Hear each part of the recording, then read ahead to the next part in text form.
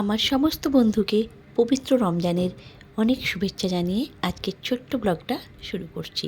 আজ 2 তারিখ রবিবার, আজ প্রথম রোজা। রোজা মাসে একা একা রোজা খুলতে ভালো লাগে না, একা একা রোজা রাখতেও ভালো লাগে না।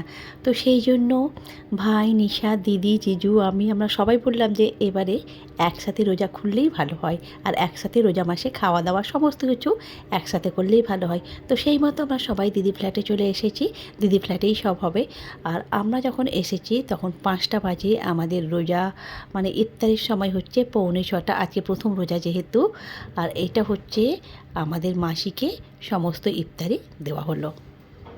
এবারে আমরাও বসে যাব, কেননা ইফতারের সময় হয়ে গেছে, আমাদেরও সমস্ত কিছু রেডি হয়ে গেছে।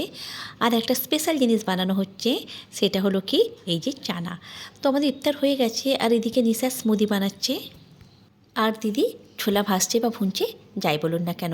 আর এদিকে যে চানাটা বানানো হয়েছে, চানাতে যা যা থাকে তা হলো ছোলার ডাল, টমেটো কুচি, গাজর কুচি, শশা কুচি, লেবুর রস, ধনেপাতা, কাঁচা লঙ্কা। দারুণ টেস্টি হয়, অবশ্যই একবার খেয়ে দেখবেন, পুরো মুখ ছেড়ে যায়। আর এদিকে আমাদের স্মুদি রেডি হয়ে গেছে, এটা জিজুর জন্য আর ভাইয়ের জন্য। নিশা ঢেলে রাখছে, ওরা নামাজ পড়তে গেছে মসজিদে, আমরা তো ঘরেই পড়ে নিই। আর এই যে এবারে আমি স্মুদি খাচ্ছি, স্মুদি সত্যি ভীষণ টেস্টি হয়েছে। স্মুদিতে আছে সমস্ত ড্রাই ফ্রুটস আর হচ্ছে দই। দুধ ছিল না, দুধ দেয়নি, দই দিয়ে করেছে। তো খুব টেস্টি হয়েছে, খুব সুন্দর হয়েছে খেতে। এদিকে আমাদের ছোলা ভুনা বা ভাজা হয়ে গেছে, তো এটাকে চাপা দিয়ে রাখছি, কেননা ভাই আর জিজু ওরা মসজিদ থেকে এলে তারপরে সবাই একসাথে মিলে খাওয়া হবে। আর এদিকে এই যে দিদি এবারে পেঁয়াজি ভাজছে, গরম গরম পেঁয়াজি ছাড়া ভালো লাগে না অবশ্য খেতে। তো সেই জন্য এবারে দিদি পেঁয়াজি ভাজছে, পেঁয়াজিগুলোও হয়েই এলো আমাদের।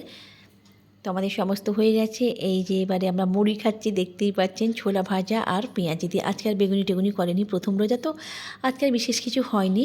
আর এই রোজা মাসে মুড়ি না খেলে ঠিক হয় না, আমার তো মুড়ি চাই, মুড়ি ভীষণ ভালো লাগে। আর এই সব তেলে ভাজা বলুন, ছোলা ভাজা বলুন, এগুলো মুড়ির সাথে ছাড়া খেতে ভালোও লাগে না। আপনারা কারা কারা মুড়ি খান? আমার কিন্তু মুড়ি ছাড়া চলে না, আগেই বললাম। তো আমাদের প্রথম রোজাটা এইভাবেই কেটেছে, বেশ ভালোই কেটেছে প্রথম রোজা। শুধু মনটা খারাপ করছে যে গত বছর তৃতীয় রোজাতে আমার মা হঠাৎ মারা গেল, মায়ের কথা ভীষণ মনে পড়ছে। এখন রাত 10টা বাজে, আমরা সবাই রাতের খাবার খেতে বসে গেছি, আর ব্লগটা এখানেই শেষ করছি। সবাই ভালো থাকবেন, অবশ্যই দোয়া করবেন, আর যদি ভালো লাগে লাইক, কমেন্ট, শেয়ার। আল্লাহ হাফেজ।